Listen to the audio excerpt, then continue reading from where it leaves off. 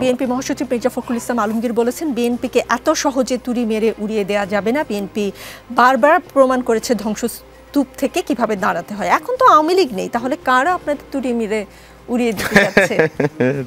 এটা জটিল কোশ্চেন আর কি, $1 মিলিয়ন কোশ্চেন। শোনেন, এটা তো সত্য, বিএনপির বিরুদ্ধে হেন কোনো মানে নিপীড়ন নাই যেটা হয় না। আপনি 82 থেকে 90 বলেন, সামরিক স্বৈরাচারের বিরুদ্ধে আমরা ছিলাম আপোষহীন। আওয়ামী লীগ এবং জামাত স্বৈরাচারকে বৈধতাও দিয়েছিল। 111 আপনি দেখেন, বিএনপি বলা হয় যে দুই নেত্রীকে মাইনাস করবার জন্য, মূলত বিএনপিকে তো মাইনাস করবার জন্য ফাইনালি প্রমাণিত হলো। হ্যাঁ, আপনি এই সরকারের আমলে দেখেন, হাসিনার আমল, যদি বেগম খালেদা জিয়া হাসিনাকে বলতে একবার বৈধতা দিলাম বা অন্যায় স্বীকার করতো বা দুঃখ প্রকাশ করতো, তিনি যেতে পারতেন না।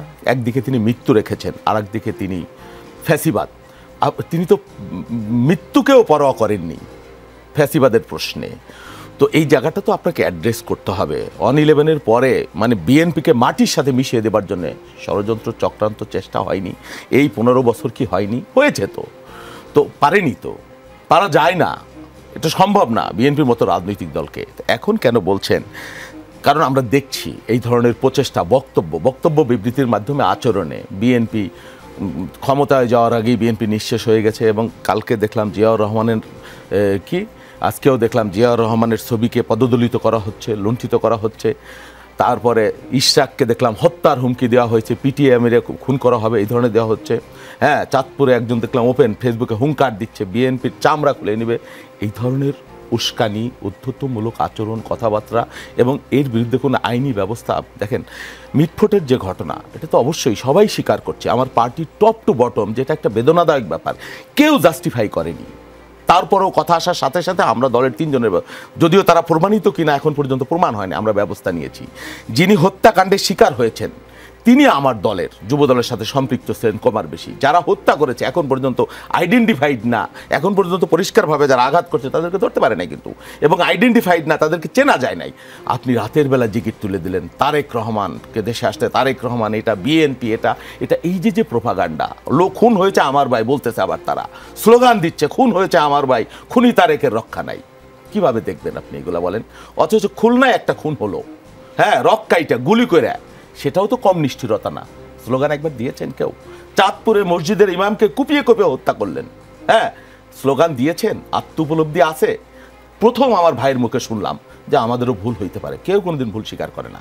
আমরা সমস্ত দায় নিচ্ছি। ভাই, আমার দল বাংলাদেশের 1/3 পিপুল, 40% পিপুল বা 50% পিপুল বিএনপি করে।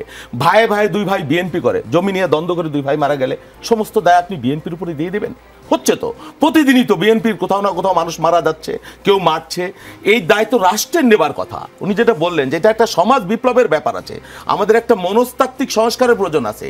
কি কারণে? সমাজ বিজ্ঞানীদের এখানে গবেষণার ব্যাপার আছে।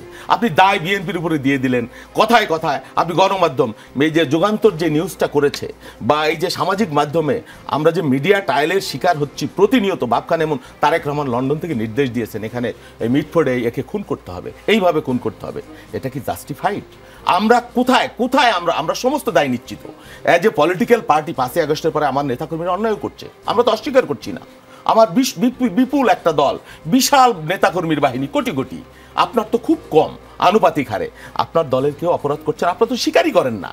খুলনার ঘটনা স্বীকার করেছেন, চাঁদপুরের ঘটনা আমলে নিয়েছেন? নেননি তো।